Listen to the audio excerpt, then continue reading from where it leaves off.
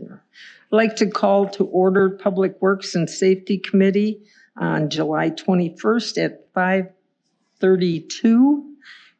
Roll call. Oh, no, I'm sorry, Pledge of Allegiance. Could you all join me?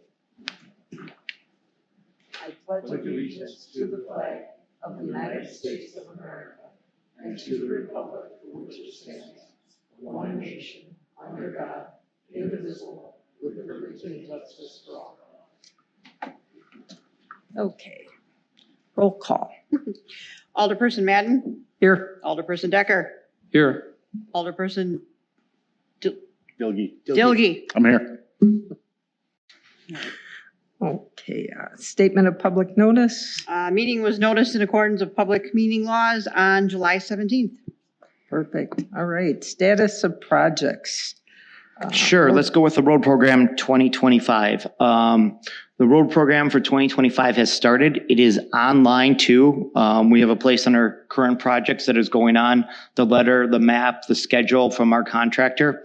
Right now we're in the southeastern part of the city, Weatherwood Circle, Prairie Meadows. Both of those cul-de-sacs are being worked on.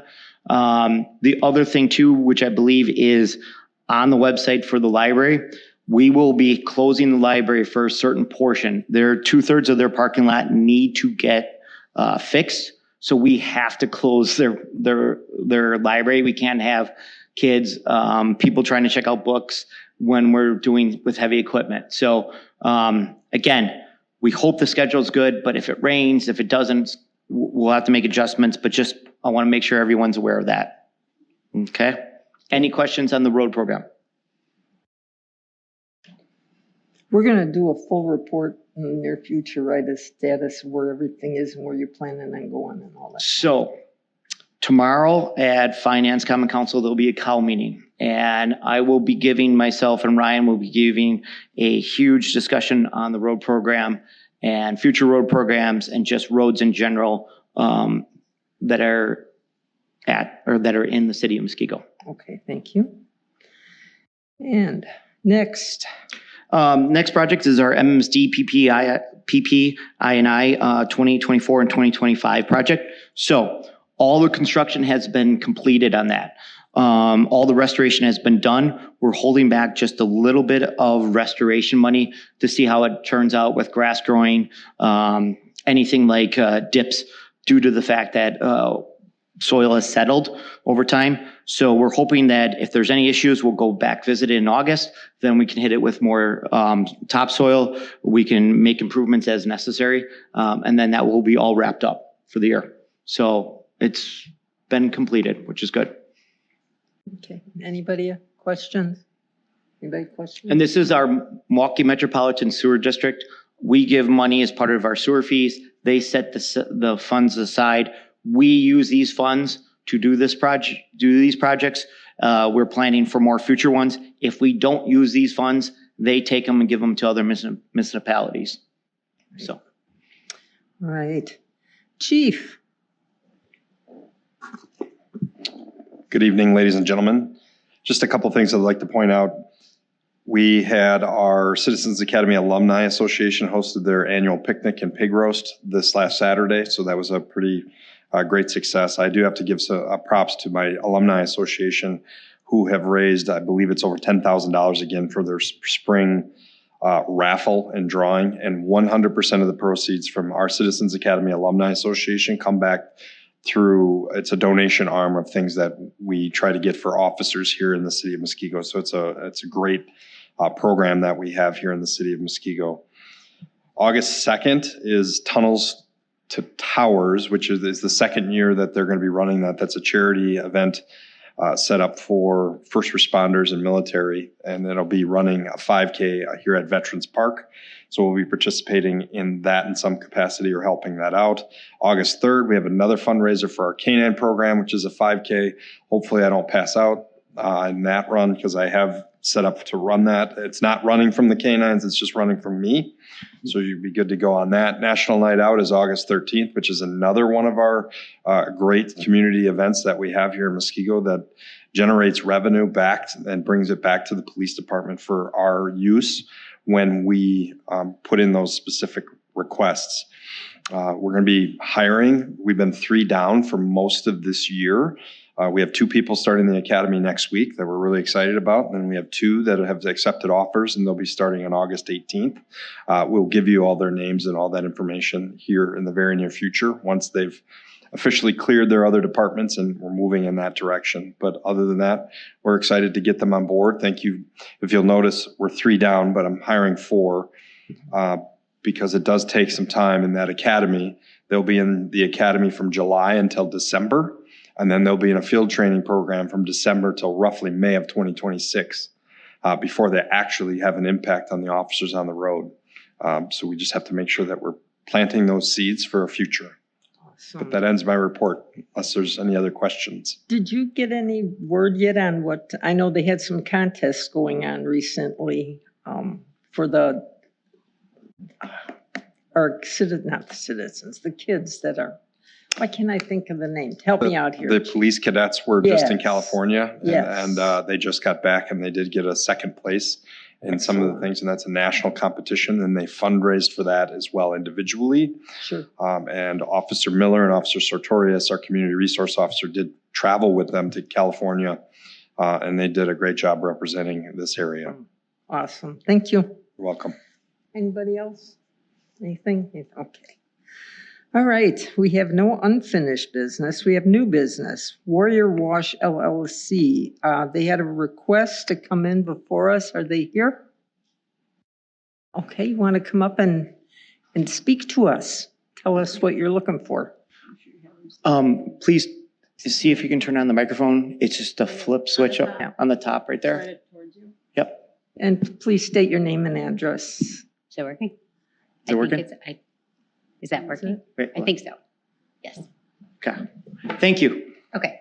Attorney Lisa Wood from Amundsen Davis, here to represent Warrior Wash LLC. Why don't you stand just a little closer to it or pull it closer to you? Yes. I'm sorry. There There you go. Better. Better. Thank you. I talk quickly but not loudly. So Attorney Lisa Wood from Amundsen Davis LLC, here to represent Warrior Wash LLC with regard to the RCA assessment. Okay. Also here is Carrie, and I'm not going to say it right, Pietrkowski. I never say it right, who is an owner of Warrior Wash, in case there are questions that I cannot answer.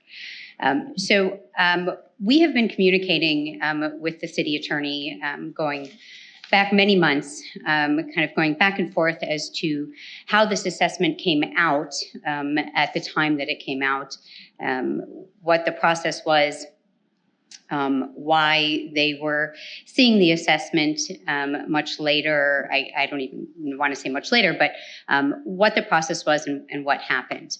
From what I understand, and based on the resolution that I saw, the city failed to issue the assessment pursuant to its ordinances. And as a result, when it was discovered that the failure was discovered based on an audit, they went ahead and adopted a resolution authorizing the back charge of the assessments. And that is the issue that we have had, is that I don't believe that the city has the authority to back charge assessments. I looked through the ordinances, I did not see anything allowing back charges. Based on my review, the city gets its authority through statutes to create ordinances. I looked through the ordinances, I didn't see anything. My guess is that that's why the city passed a resolution, because they didn't think they had the authority to back charge. And so I have questioned that authority. And the only response that I have received is that the city is taking actions in equity.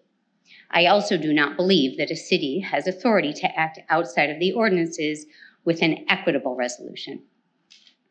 We did have a conversation with the city attorney, with the public works director, with the city clerk, with the superintendent, the water department, the finance department, to see if we could come to a fair resolution.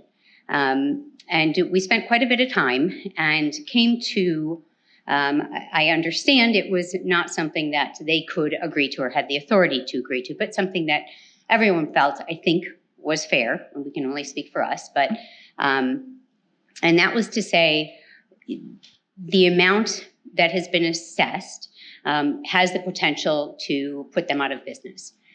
Even with a 10-year, 8% interest plan, there have been 3 additional car washes that have opened within a close proximity. Their business is down 30%. The RCAs, or the RECs, the residential equivalent connection numbers, will never be what they were last year. So taking into consideration all of those things, what the parties had discussed was taking the 4 quarters and averaging them, and then using that number to calculate the RECs and what the assessment might be. We felt, despite the fact that we don't think that the city has the authority to backcharge, we were trying to also come to a resolution that we thought might be palatable to both sides. That resulted in, using that average, resulted in a $63,600 assessment. And so we are coming here today to relay those discussions, to relay our concerns about the authority of the city to backcharge, but also to offer a proposed solution. Anybody? Any comments? Yeah, Is the city attorney here? no, he's not. He had other commitments tonight. He could not make it. Is there a question that maybe we can try to answer for you, Alderperson Decker? I guess I'd like to hear his opinion on the back charges.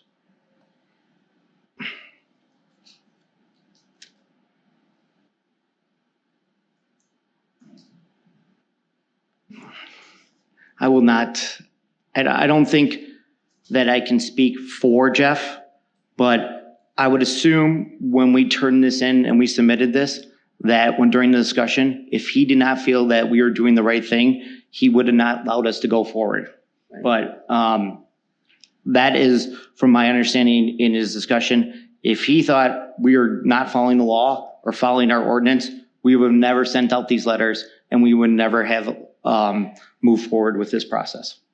And please remind you, this is not just Warrior Wash. There was several companies that we sent out the rec charges to. We have had a situation like this in the past as well, am I correct? Correct. We had, in 2018, we had another company that challenged the rec charges. What they did, and again, they used and they took the charges and they went to the PSC. Now, the Public Service Commission does not, in fact, overlook sewer charges, but by state statute, they can look at our ordinance.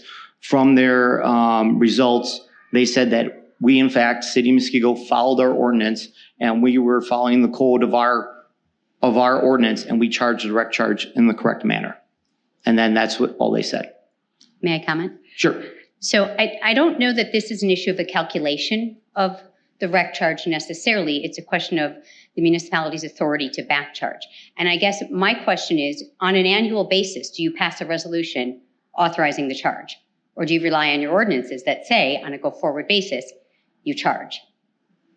My guess is you don't have a resolution every year to say, we're going to charge these assessments. And why? Because if you did them timely, you have the authority under the ordinance. In this case, it's acknowledged in the resolution, the city dropped the ball. The city failed to issue. So this isn't a calculation. This is a city error. And the city is trying to correct that by going back to collect what it didn't collect. So again, I look at it as, again, that might be more of a legal standpoint. I look at it as, did we follow our ordinance? Did we charge you correctly based off of the usage that was used? And I followed those rules. That's kind of like my standpoint for engineering. And I hate to get into the legal thing. And I think what that is more a discussion between yourself and Jeff, our attorney, of the idea or concept of a back charge. Now, that is going to, be more of a legal standpoint than my, I guess, knowledge. I just know the ordinance. I know how we calculate it. How we calculate for you is how we calculate for every car wash. We are charging you consistently the same methodology that we are with every other car wash. Just, I want to make sure that everyone understands that. No, I think the question is, so if the city realized 5 years from now they forgot to charge, fair, you can just go back and charge people? So I'm going to ask the mayor to come up and speak about this. Do you want me to step aside? Yeah, that's good. Okay.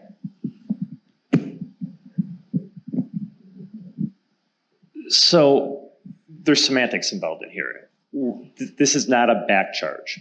This is not a usage fee. This is a fee for capacity. So the way our ordinance is written, it doesn't matter when you get the invoice because capacity is capacity. Your highest use that you would be using for the sewer in theory or in reality is what you get charged for on your rec charges. So if playing simplistically, if your discharge is 10 gallons a year, completely fictitious number, but 10 gallons a year, you will have to pay for that capacity of 10 gallons a year to go through our pipe system. That's what the rec charge for. It has nothing to do with monthly usage or anything else. It has to do with peak use. So it's not a back charge. It's, okay, your peak use at this point, even though it was years ago, was this amount, you still owe it because our ordinances do not reduce that amount. It's whatever your maximum use was with that on that property is what the rec charge is. If you go through 2 or 3 years and you have a high use, you're charged that rec charge. If it drops down to 1/2 5 years later, you don't get a refund. You paid for that capacity because that we have to build our infrastructure, and in turn MMSD builds their infrastructure and bills us back based on that capacity. So it's not a matter of how much is constantly going through the sewer system. It's a matter of building that infrastructure and what we pay to MMSD for that capacity to take it. Beyond that, I just wanted to explain that part. Yeah, there's I have a question. the mayor's right. There's 2 charges, initial rec charge and then your utility charge. This is just the rec charge that we are talking about. Correct. But my question is, when should that have been billed? When you first, from a financial standpoint for the city of Muskego, it's best to get the money as soon as it's needed, which would have been whenever your peak rec charge would have been. Because we do this annually. We do a survey annually and we see if it changed. Did anything change? The problem we were having and the reason we changed our ordinance is people weren't filling these out and we had no teeth to get people to fill these out. So now there's a penalty phase for not filling these out. The issues of my municipal citation, and if you don't fill it out, you get dragged into court. To answer your question, when would be the best for the city? Right away. By ordinance, when was the city supposed to have sent? The ordinance doesn't dictate when it should get billed. It's just that you're buying the capacity. It's not a matter of, oh, we forgot to send the bill, you don't have to pay it. That's not, because you're still using the system. So you're mixing up capacity, and I know No, our city, I understand. and I'm not going to get an argument here, but our city attorney has gone over this back and forth. You guys can you can make a recommendation one way or another. Still has to go to council. Ultimately, if whatever you guys come up with is not palatable to them, their relief isn't so much going back and forth with you guys or myself. It's once they have a part where they could file a claim, they would file a claim and adjudicate it. And our city attorney is comfortable with that path at this point. Now, if you guys want to change something, that's up to you. That's why it's here, because this is an appeal process for the council. And I'm not telling you what to do. I'm just explaining the wording as far as this is not a use thing. This is a capacity thing. So it has nothing to do with how much is actually running through on any given day. It's a theoretical. I mean, you work for We Energies. It's a matter of how big the transformer has to be put for that business. They don't get a refund when it changes use. It goes from a high use to a low use, or they start using less electricity. The change in use and the reduction of their business is not what we're talking about here. It's an impact. It's something that is going to impact their business. It's going to impact, in addition to what the end result is with this assessment, it's going to impact whether they stay in business. That's just the honest truth. But from my perspective, what I'm asking for is, and I know you all can't answer that, it sounds like, because my question is a legal question. And that is, does the city have the authority to, what I say is, back charge? The city forgot. They forgot to bill. They had to pass a resolution authorizing that. Why? Because you didn't have the authority to go back and bill it. I can't imagine every year, pursuant to the ordinances, that you pass an ordinance to say we can bill something that's in your ordinance. But you went and you did a resolution. You specifically said, hey, we made a mistake, right?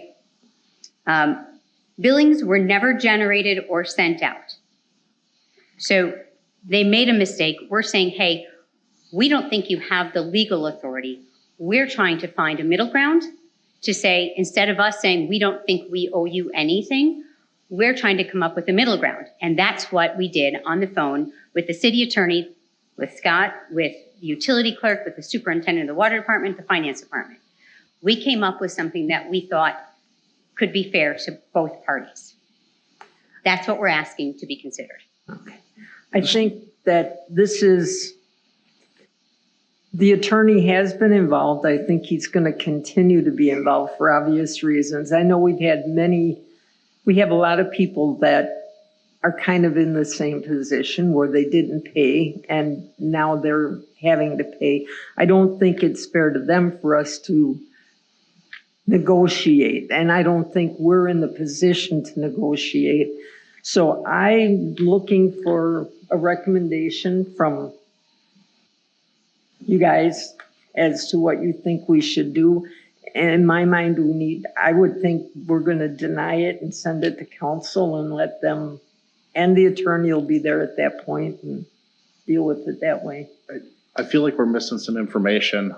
They said they've had like a negotiation with the city attorney, Scott, and they arrived at the 63,600 number, but we don't know, without Jeff being here, Sure. we don't know how the other side of that So, feels about that number. when we went there, it was just the one meeting that they had. They expressed that opinion. After that meeting that happened, the decision was to follow our normal process where we had Pinnacle, which is a place right across the street, follow the same process. And then they came here and they disputed their charge with it. At no time during that meeting, we said that we agreed to any negotiation of the price. And why we are now here and why my memo kind of says that we should follow our ordinance and not negotiate any price is that was our decision that we made even after that meeting. So if you look at my memo when I said we should follow our ordinance, what this is and why we want to follow our ordinance is it's important, is rec chargers are not only businesses. If you are a single family home, you hook up, you pay your one rec charge. If you allow people to negotiate this, it is going to open up and let everyone try to negotiate our ordinance. We need to follow our ordinance, and that's what we're doing. I am not treating this person or any other city staff any differently than any other business, and especially any other car wash in the city of Muskego. We are following our ordinance, okay? So at that meeting, they brought it and they made an offer. After that meeting, we discussed it among our staff, and then the decision was to put it here. And the decision was, in my opinion, in city staff, talking with Jeff and talking with other city staff, is to follow our ordinance and follow the process that we did, which is them getting the letter like everyone else did, based off of whatever the resolution that was in November, and we are just following our process. And they, with the letter and the other surveys, they were notified, and then on November 1st, 2025 is when the bill is due, and they have 10 years to pay it at 8% interest. So that is what happened from that meeting, just to let you know. Actually, one correction. The city actually came up with the suggestion of taking the average of the 4 quarters instead of the highest. They were just in the meeting, they were looking at this thing. Now, again, I agree. That was just one opinion. Not agreed. That was one opinion during the thing when they were looking at it back and forth during that meeting. Eventually, nothing was agreed upon. Nothing was a thing. Nope, This is where it is at that time. Even after that meeting, we had a discussion among staff. And the fact was, we said, we need to follow our ordinance. We need to follow and treat everyone fairly, and that's what we're doing. So now, without a doubt, they have as a right to file a claim, and they have as a right to file a claim with the city with this. And our attorney, Jeff, feels like if that's the way that they go, then that's the way that we go. Just to letting you know, and that is your right. I am just following and letting you know our decision right now by city staff to you is to follow our ordinance and be consistent, how we consistently have charged everyone in the past and how we are continually moving forward and keep charging with our rec charges. But has the city failed to bill people in the past? I don't know because I've only been here for 8 years. So, and I'm saying again, that's the distinction. and again, I guess it failed to bill. I think, even when we look at rec charges, again, it's not like a utility rate or whatever. It is just the rec charge of what it is. If you're saying that, did we not bill them right away in that 1 year? You can see that we didn't. Correct. That was brought to the attention of the council. We then moved forward with our plan of attack. So I do not know of any other ones. I'm sorry. I just do not have knowledge of that. No, and that's what I'm just saying. This is different than every other year and things that have happened in the past. And that was my question again. City failed to bill. City passed an ordinance to allow them to do that. Why? If you had the authority. It's a unique situation. But I understand. I think we're here to ask. I think the basis of why that decision was made was to inform staff, inform all the persons what was going on. The biggest thing is to inform them. Okay, we wanted to make sure if you look at that Cal meeting, you can go back online and look at it, and I shared it with everyone to look at who were here and who weren't, was to inform them what was going on. Our job as city staff is try to give as much information publicly to both Common Council and to the public that we were going to do this. The point of that meeting was to inform people, this is what is going to happen. This is the process that we were going to follow. Is everyone on council okay with this? Under the direction of the vice of the utility clerk, city staff, our city attorney, and that's what the decision was made. So Has Warrior Wash applied for all of the discounts or any discounts that did you get any? Yes. You were yes. successful in And getting some? Okay. Yes, we've had the discount with the MMSD since we opened in 2019. Okay. okay. There's something in here that says something about like reapplying for those discounts. Like They have you gone through that reapply process every at all? 3 years. Okay. So if you're using more water, the discount gets figured. Yeah. But it's every 3 years, not yearly, that they go back on those. Mm-hmm. It's just recommendation. It doesn't fall on the city. It falls on the business owner to make sure that they are getting the maximum discount. We also have car washes that do not go for any discount, just to let you know. Not every car wash does it. It's up to you. We've done everything we can to show them how the process is. Go do it. It's up to the business to go and get that discount. But the recommendation is because things change a lot in MMSD. They're ever evolving, just to make sure that you're up to current as much as you can with the discount. That's all. We just had our renewal Okay. a couple of months ago. Good. So we are. Good. That's good. I mean, it's good to hear. It's just the one way of getting a discount. So. Did you have a question, Danny?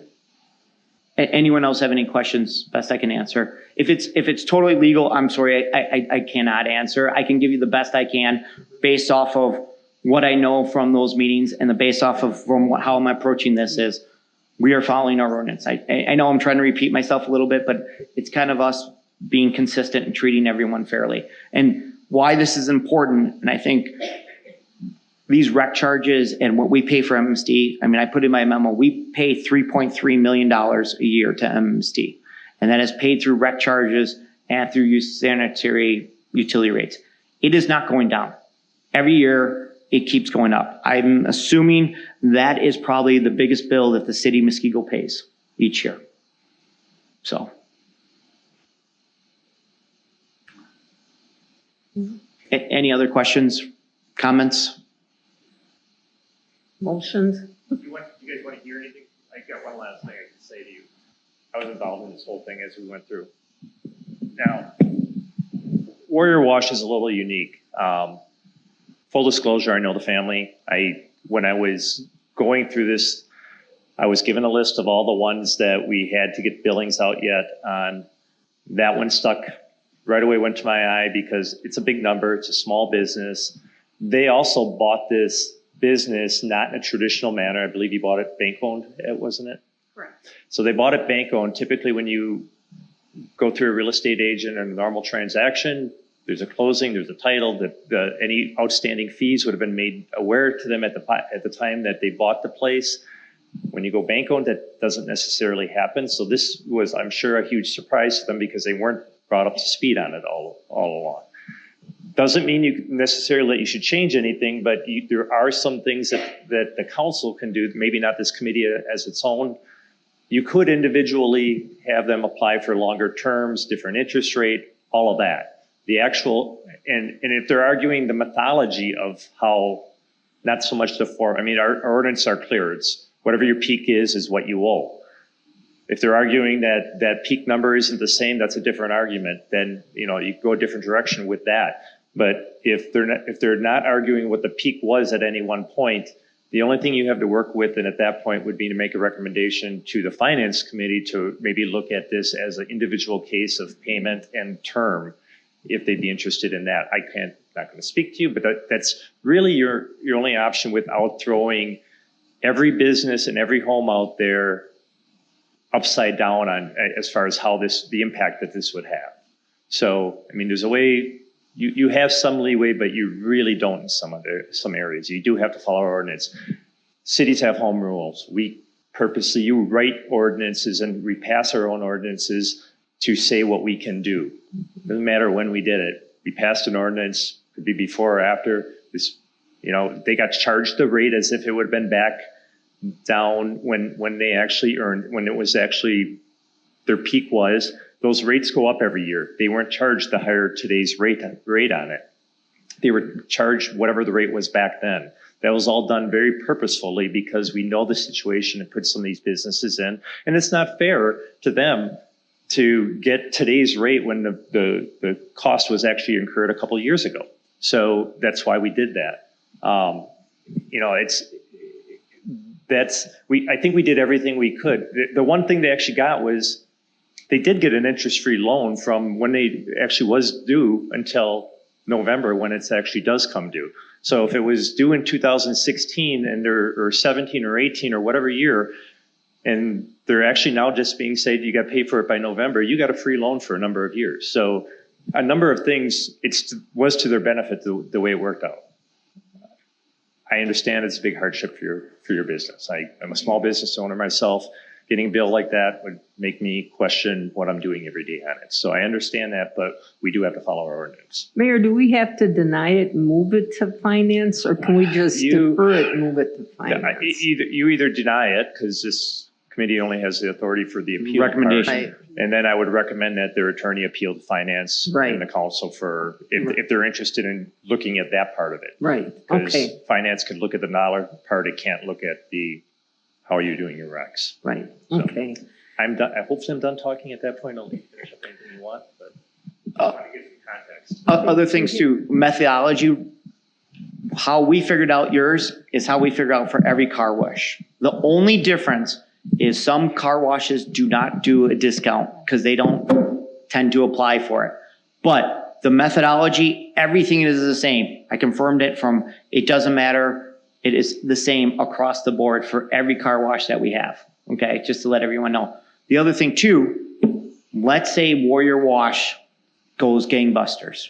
And let's say they do a killer business in 2 years. If we send out another survey and they need more rec charges, we are going to have to send this out again. It is based off a one-time fee. If their business goes down, we don't sell them back. But there's always a potential that they might need more recs, just to let you know. As a business does better, usually that's when they need more recs.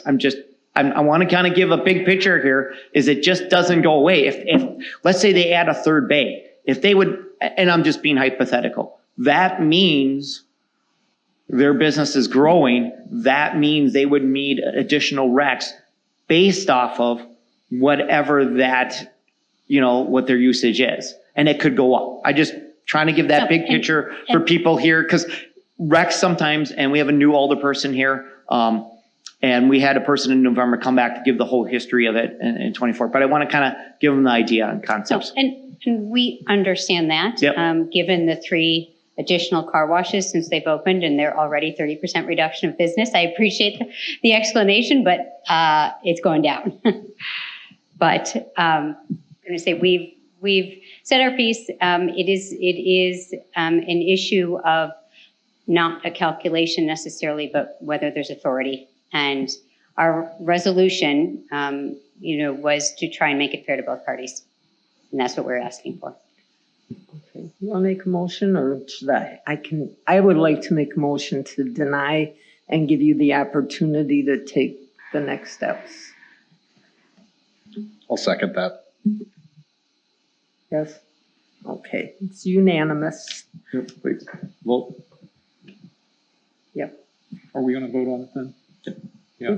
We just did. Okay. I thought you were voting yes. Yeah. Okay, we're good. Thank you. Thank you. Yep. All right. Glasses back on. All righty, moving along. We have a request to pave We Energies trails. Jim? So Jim, is it Jim? Jim is going to be the lead speaker here. We'll try to get you through some of your drawings. If you wanted to talk to any talking points, just let us know, and we'll try to get it up there, and then it'll be on the screens just for let you know. Jim is the person that came here. He's making the request. Just background, We Energies Trail is the big one that goes from east to west. It is about 6.6 miles. The land is owned by We Energies. They allow us as a city to operate a trail on it. I think everyone in this room is pretty familiar with it is. Okay. And now I'm going to let Jim go ahead and make his request. So. Well, thank you. Can you hear me okay? Yeah. For an introduction, my name's Jim Grenner. Okay. Full name and your Address. Right. Jim Name Grenner, and address. and live at Settler Way, South 74, W14343, Settler Way, Muskego.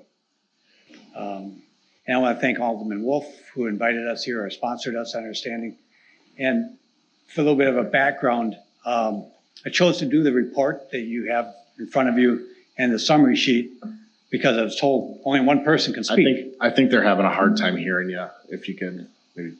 Just, can you pull it out and just hold and talk? Yeah. Yeah, just pull it out.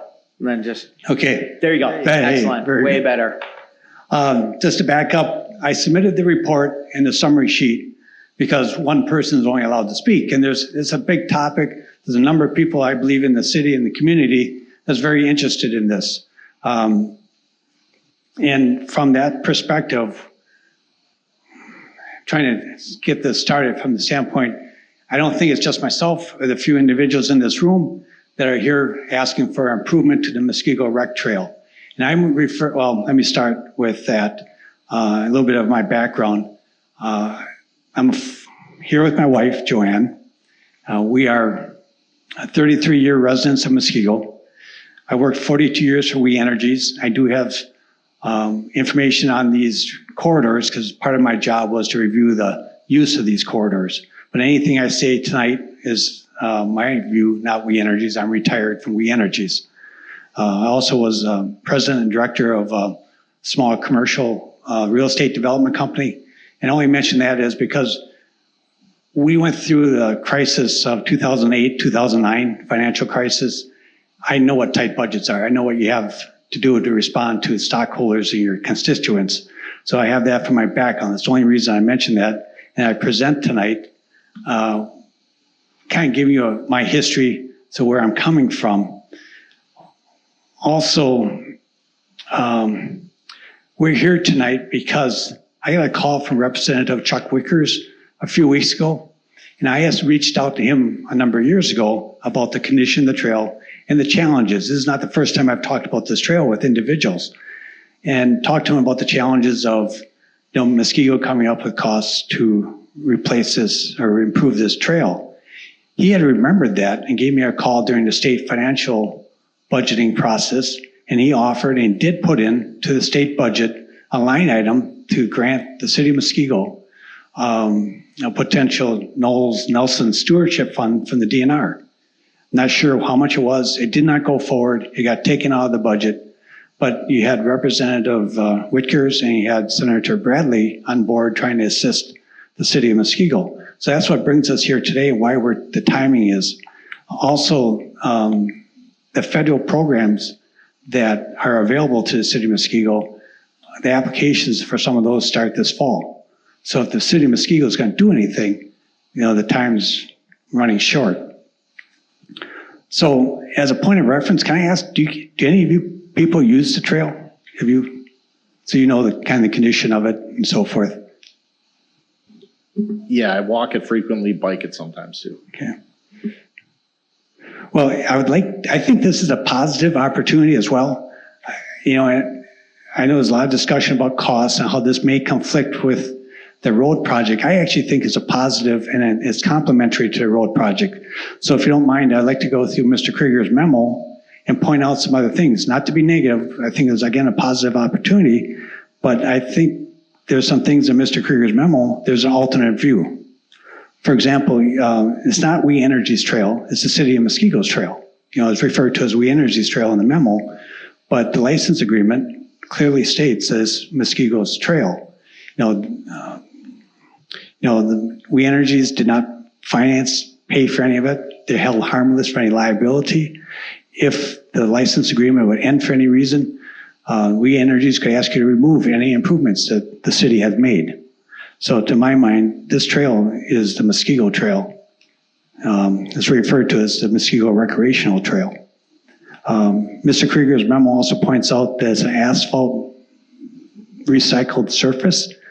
I believe that's one of the reasons we're here, and not to talk negatively or anything about what was done in the past, but going forward, we just don't believe that's a good surface for a trail. Actually, it's in violation of the license agreement. The license agreement calls for a crushed stone trail or an asphalt paved trail, unless you get permission from We Energies to do something else. And I looked in Wisconsin, I could not find any other trail that uses asphalt millings. I looked at the DNR list of trails, that was my reference. Going forward, a lot of people say this trail is being used. I would argue that it's not being fully used. I think there's a number of users that are not using it. So if I can talk through a few, because this seems to be a real point of contention, how much this trail is being used. There's an application called TrailLink, and the last 4 reviews in TrailLink, I think, do a good job of describing the condition of the trail. There have been no reviews in 2025, which kind of is an indicator of the use.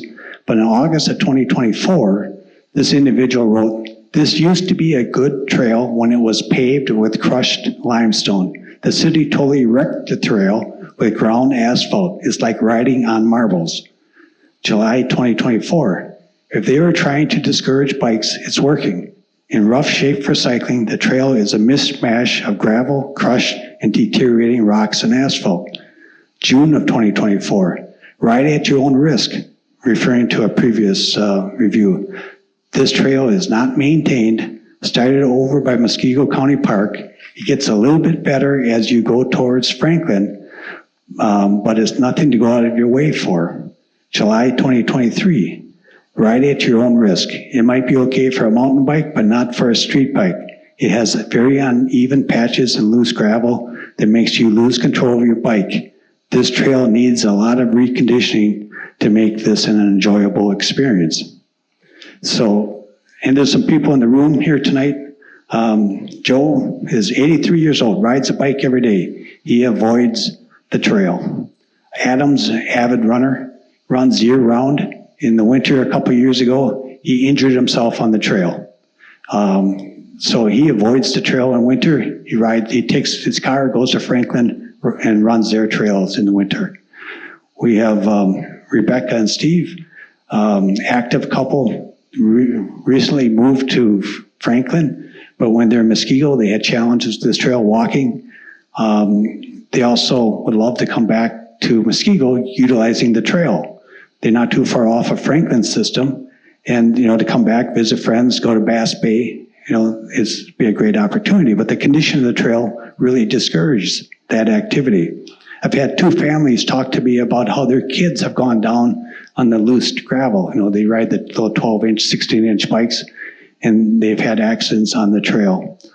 We have Alex here from St. Leonard's. They had a bike group.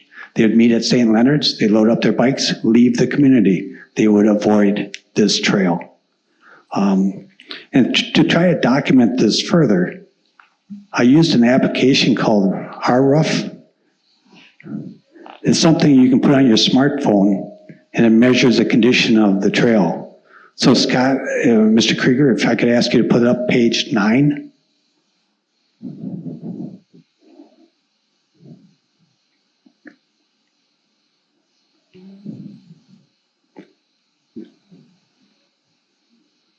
Right there? Yes, thank you. The first graph of this application, I measured at 15 miles an hour on my bike. And I'm using just a standard road bike, street bike. And that's the first graph on top is Franklin's paved trail. You can see that the roughness is pretty uniform. Everything's within scale. The middle graph is the section of the trail that's crushed stone. Again, you can see most of it, the ride is in scale. That crushed stone area has a lot of washouts. And so there's some rough areas that you go off scale. But for the most part, it's in scale. But if you go down to the bottom and you start riding the rec trail, where it's asphalt, you can see everything's off scale on the upper side, the upper part of the ride. I also had to slow down to 13 miles an hour. My bike shook so violently at 15 miles an hour, I actually lost my eyesight. My vision became blurred because I was just vibrating so much trying to hold 15 miles an hour. So I'm suggesting to you, people avoid this trail because of the current condition. If you look at also Mr. Krieger's memo, he talks about We Energy's requirements. And yes, that's obviously a design consideration. But if you look at what Franklin's doing, they're building a new line, a new run to Muskego on Highway 116th Street Trail. That's another interurban We Energy's property. They're using 6 inches of base and 3 inches of asphalt. So obviously you got to work with We Energies to design this. But there are a number of these type of trails throughout the state. There's New Berlin Trail, there's Lake Country Trail, the Jefferson County, the Ozaukee County, the Racine-Kenosha interurban. They work it out, and I've seen from personal experience that I think you can come up with a reasonable design with We Energies. Then we talk about the note that Mr. Krieger presented, talks about the dire needs of the road projects. And I'm not going to argue that, but I don't think this conflicts. This is actually complementary to the road projects. If you improve the trail, you're going to separate cars from motorists, you're going to separate motorists from pedestrians and bicyclists, which is a positive opportunity. And if you look at the opportunities of the federal funding that's available, you can have 80% of the cost reimbursed to the city of Muskego. Now, when you look at the federal TAP funding, the Transportation Alternative Program, which does reimburse at 80%, the last 3 cycles, 2022, 2023, and 2024, over $150 million has been spent in Wisconsin. Only 1.5% went to communities in Waukesha County. At first, I'm thinking, what's going on? Is this a blue county, red county issue? But no, it's actually Waukesha County communities are not taking advantage of this fund and this opportunity. And if Muskego would have put in 2023 for the 2024 cycle, they would have ranked second highest of all the 10 projects that were awarded funding. And that comes from Sewer Pack. They do a very nice documentation of how they do their review and present, decide who gets the money. So with that, if you look at the opportunity that the city has with these transportation funds, that's why I'm suggesting it's not necessarily goes against the road work. If you can get a federally funded 80% reimbursement, the benefits of this trail, whether it's commerce with more people visiting businesses, whether it's safety, whether it's health, or whether it's just giving people the opportunity to get outside, I believe this is well worth the expenditure of the 20% that the city has. And remember, there's the landfill fund that's meant to support parks, recreation, correct? So that's another opportunity to cover that 20%. We would be fortunate to get like a DNR Knowles Nelson stewardship grant, that would actually help keep the 20% even lower. So the $1 that Muskego puts in, you get $4 back. If you look at a cost benefit assessment for a project, that's a pretty good cost benefit, in my opinion. So. Okay, thank you. So, what have you got to say over there, Denny? You want to talk? I can tell. What do you see as a price tag for this? Is this going to be a paved trail? Are we assuming it's a paved trail? That's what I would assume. I would think you would not go backwards and put a crushed stone back on it. You'd go forward and put a paved trail. And Mr. Krieger in his memo says it's $1 million to pave it. If you even doubled that for they meet the federal standards to go through the process of getting a grant, my concern with paving it, I know you say that it's ours and not We Energies, but that's not really true because We Energies is going to use it. So if we pave it, we have to fix what their trucks ruin. Well, that's not necessarily, because they've asked you to meet a HS20 standard. So if you meet that standard, their trucks, for example, are not going to ruin it. That's a pretty high standard to meet. So that's why, in my opinion, again, I'm not speaking for We Energies, but if you look at them, if they're allowing you to use a trail, they don't want conflict with the city of Muskego. So they're going to set up a situation where, there isn't a cost to them, they have no liability, and they want to be able to maintain the system. If they can't drive their trucks on it and they break it, that's not going to be a good avenue for either party. Again, if you look at all the different communities and counties that have already built these type of trails, paved, they worked it out. Keep in mind when you talk about Franklin, that Franklin's your taxes that you would pay in Franklin are far higher than ours. That's irrelevant in this discussion. They've got a little more money to spend than we do. They were very successful in getting 80% reimbursement. So, Scott, does that program, is that one that we have to put the money out first and then we may or may not get it? Yes. So let me give you a big picture trails because we've talked about it in the last couple of years. Okay, bless you. The city of Muskego has a park and open space plan. We have trails. We have patrol trails where we have priorities. The city of Muskego is not against trails. For example, last couple road projects, if you see Hill and Hill Phase 2, we did a paved trail along it. We also did one when we did Bay Lane School, Bay Lane Road. What we do for this We Energies trail to save taxpayer money is all our asphalt millings that we use when we do a mill job for a road program, we take back to our yard.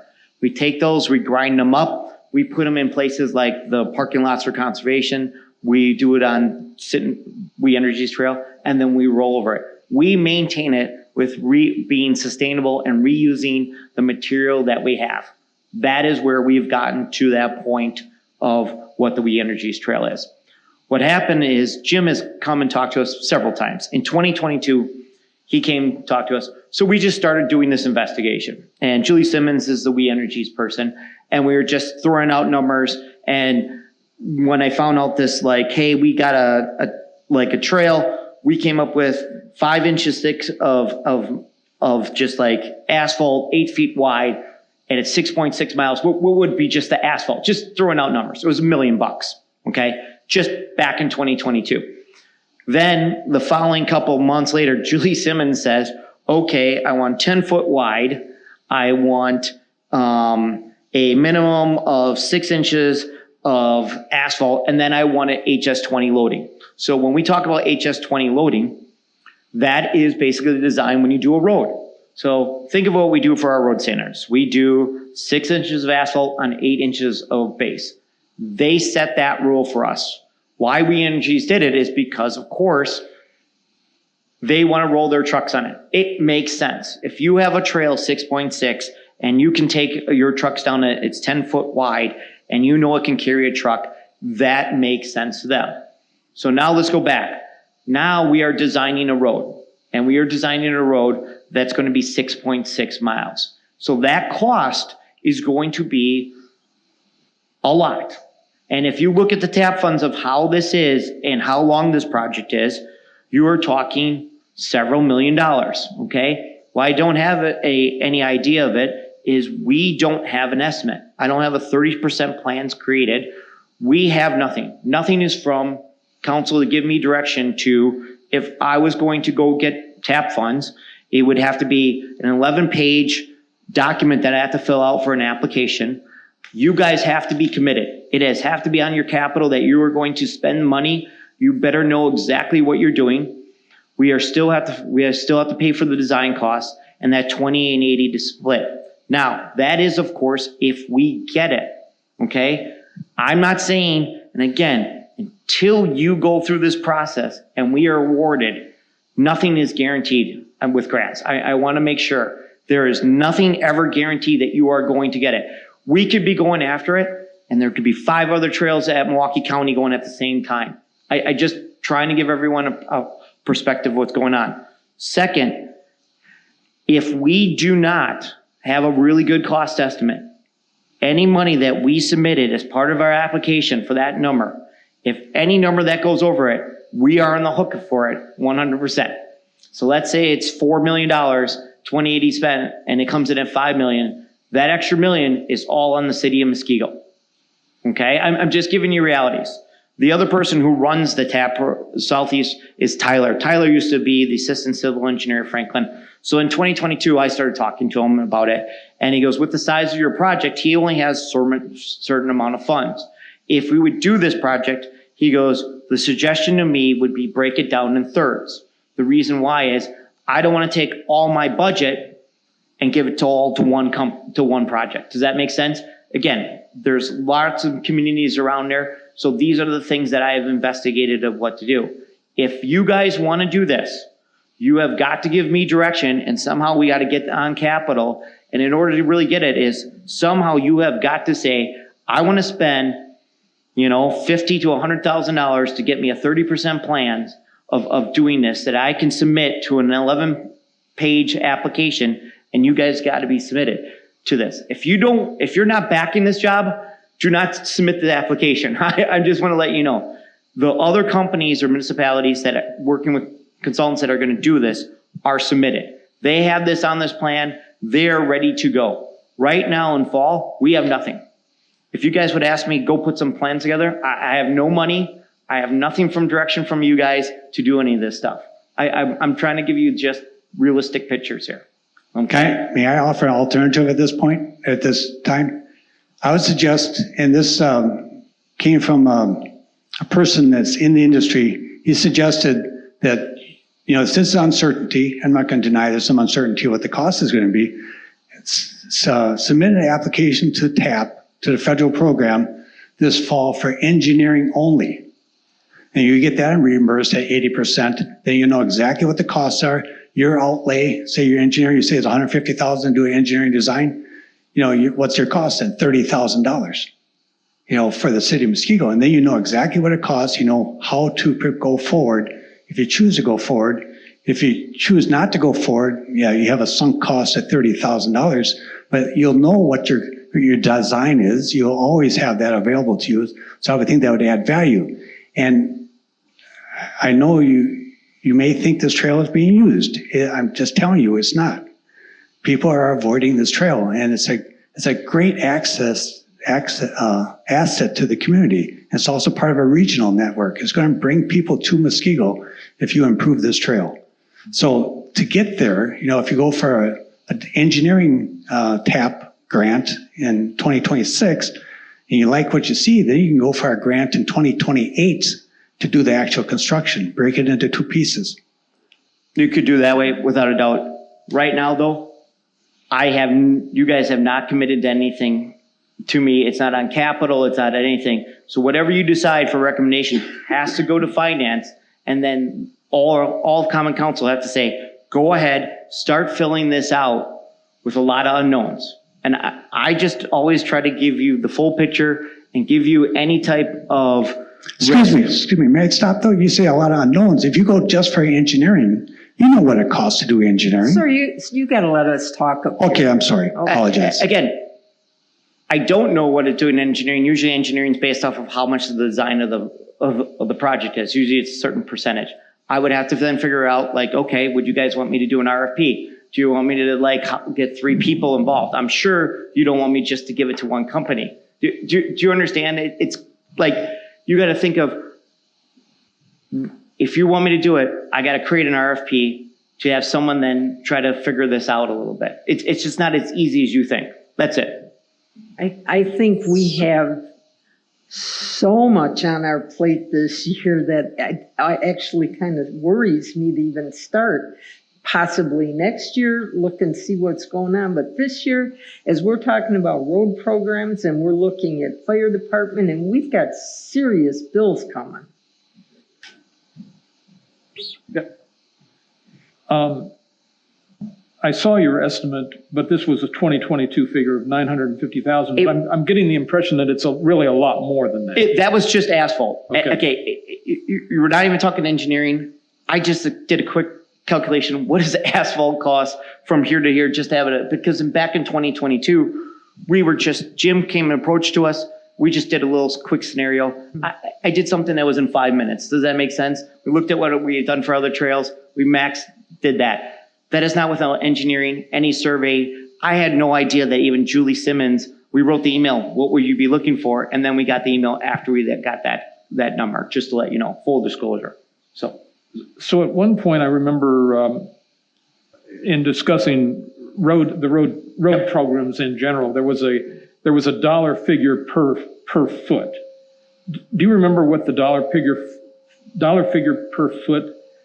So is this going to be the same type of road as if we would be repaving Lannon, for example? It could look very similar with the fact it won't be as wide, but you got to understand when you do Lannon, that's 2 road lanes of 12 feet, so it's going to cost more. This would just be 10 feet of asphalt, but if you're doing an HS20 loading, I'm just doing it really quick, 6 inches of asphalt on 8 inches of road or 8 inches of base. That's what we design our roads for. But then again, you have to have slopes and everything, and you have to make sure that drainage works. Again, you're almost building a road once they say HS20. That's what I'm trying to get you the idea of the picture. And it is 6.6 miles long. So it is just not, there's just work involved to do it. If you guys wanted to say, hey, by the way, when the next TAP comes up in 2028, I would like this on the parks plan. And when we have capital talks, when I'm coming to you guys in August 26th, feel free to say, guess what, on here, I would like to have this on here in that direction of please do this for a design and study. The last couple ones that we looked at, Martin Road and Lannon, both got pulled. Once we started to say, okay, we're going to do the design work, Common Council pulled both of those path projects from us. So we're looking at either a paved trail or nothing at all. I would assume that's what you would go with. I mean, nothing at all. We just continue doing what we do. We maintain it. Right. And by the way, too, we snowplow it. It is one of our first trails that we snowplow every year, right away. But again, I understand it is not smooth like a regular trail. I totally 100% get that. So now the other thing too is if you go look at our parks and open space, because I always like to say that was written before I was here, there is other priorities of other trails, okay? What it means is there other loops that you guys, as a common council, think that should be done, okay? What it is we look to finish loops like at Lannon. Should we put one down Martin? Should we finish one around Woods? You know, that is a brand new trail where no one was using anything. And I always bring this up is because if you look and follow that, is that what we should be doing? If you really want to have a serious talk about trails and where you want to spend your money, would you want to spend on something that, hey, and with that trail, I don't need to make it HS20 loading. I can just do 3 inches of asphalt and so many inches of aggregate. And also else too, I could probably apply for TAP funds for that too. It's not like it's just the one place, but I think you guys also, why I bring this up is look at the whole picture. I mean, there's other places where I know we can complete loops in there and you still have this as a trail, but you have other ones. So you always got to look at the cost benefit of different things. Shouldn't this be going before Park and Rec? It was Since there decided are with the, trails guys? you guys could say you could bring it up to Parks and Rec. You guys can also make a decision too of when I have capital. Hey, I would like to see this in there.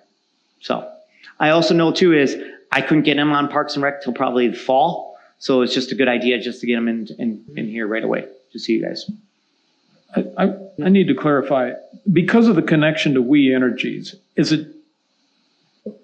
are we only limited to discussing a paved trail? We can't talk about another type of trail? Where I mean, we could go back to them and suggest it, but what would you look for? And I think what he's saying, and if I want to get this right, I think pave is what you guys are looking for, right? Is that kind of like what it is?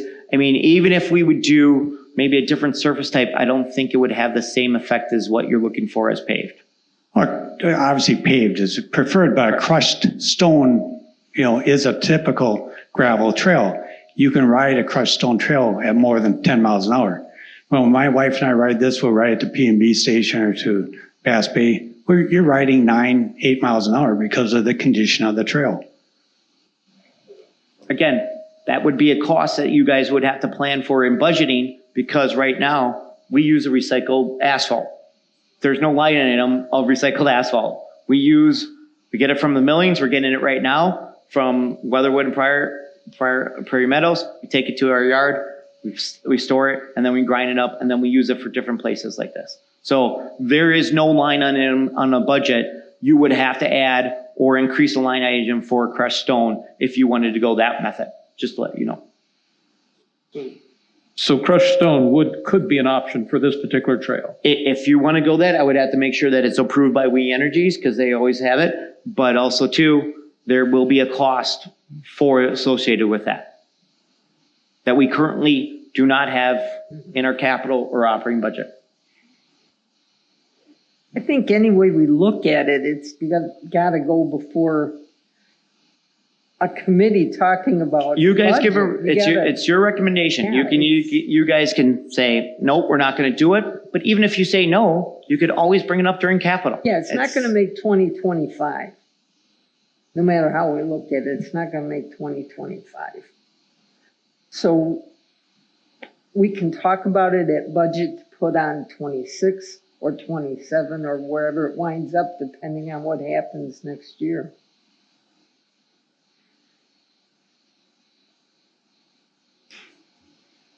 Any other questions you have for me about trails? Because I think it's a worthwhile cause. I use the trail all the time. I do, but I ride a mountain bike. The bumps don't bother me. The problem is I'm having a hard time throwing possibly millions of dollars at a recreation project with the aforementioned state of the roads. And I hear about the roads multiple times every week. Until we get that taken care of, I really don't see this. I'm not saying never. I'm just saying not now. I'm suggesting you don't spend multi-millions of dollars. You go through the TAP type federal programs. There's other programs, that you can apply as well that are 80% reimbursable. Again, I do believe it's reasonable to try to go through the engineering process of a TAP award first, because. I understand your passion, but I'm telling you, it's not going to make it this year. We can talk about it for next year or the year after, but financially, we can't make it for this year. You don't have a financial obligation this year. If you get awarded a TAP project, you have 4 years to do the project and the money. So you're talking we don't- 2026 to 2030. That's your financial obligation years. But you're asking us to commit before we know. No, I'm asking you to do the engineering. Well, you're asking us to commit to dollars. The engineering. $30,000. Well, first of all, If no, you no, don't, no, I want to make sure there is no numbers that we know of yet. I don't want to throw out any numbers of any design costs, any engineering costs. The only number that I provided you was the one that I got just for the asphalt back in 2022. I have no idea how much the design is going to cost. I have no idea how a full road of HS20 is going to cost. I'm just telling you right now that I do not know. So please don't make that assumption right now for that. Do you understand? It is totally, but I also suggest to you, Mr. Krieger, there are models out there.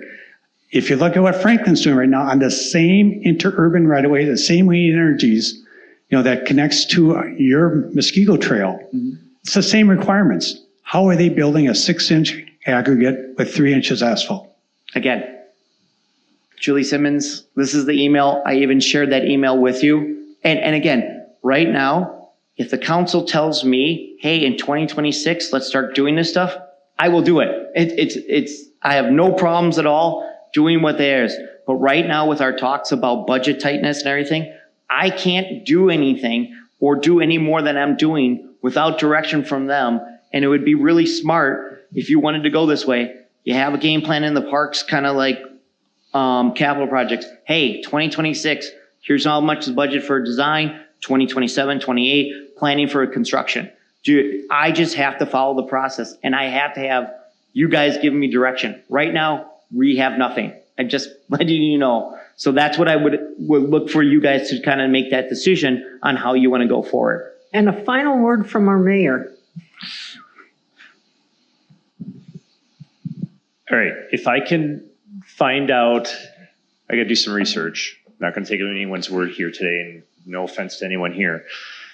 If I can find out that we can apply for the engineering without any commitment to cost if we don't get it, I can get that on the capital, because it's just putting it on a capital. I don't know that can happen. And then if we don't get the engineering, I think it kind of makes your decision, because you're not going to get this more. But if you do get the engineering on it, there's probably a good chance of getting the next step after that, because I'm sure they're going to have investment in what they just paid for on the engineering. So that we can maybe do, but I don't know that's possible. So I can't answer that today, but if I can do that, I can tell you that if we can apply for, well, I got to see how much staff time it takes too. I'm not going to tie Scott up with just doing this for the next 2 months. So let me look at that a little more. If we can apply for getting the engineering for 26 or 27, apply for it. If we get it, commit at that point. Once we find out, I'm not going to commit ahead of time and find out we don't get it, and then we have to go forward with it. I'm not sure how these TAP grants work. So I'm going to make a motion to deny and send it over to you to do the research and then possibly bring it back to commit to council.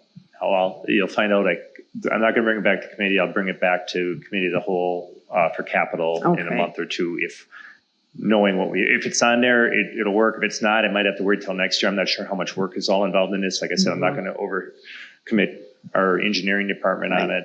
But if it's something that we can do, I mean, we capital requests were due last week, so I'm already going out of order.